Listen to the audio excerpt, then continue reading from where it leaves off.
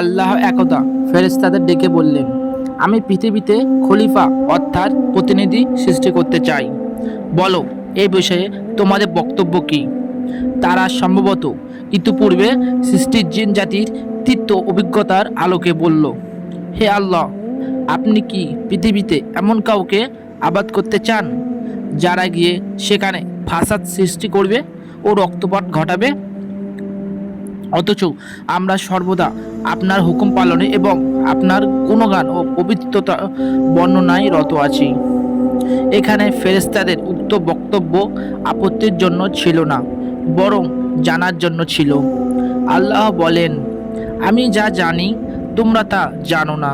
অর্থাৎ আল্লাহ চান এ পৃথিবীতে এমন একটা সৃষ্টির আবাদ করতে যারা হবে জ্ঞান ও ইচ্ছাশক্তি সম্পন্ন এবং নিজস্ব বিচার বুদ্ধি ও চিন্তা গবেষণা সহকারে স্বেচ্ছায় সৎজ্ঞানে আল্লাহর বিধান সমূহের অনুগত্য করবে ও তার ইবাদত করবে।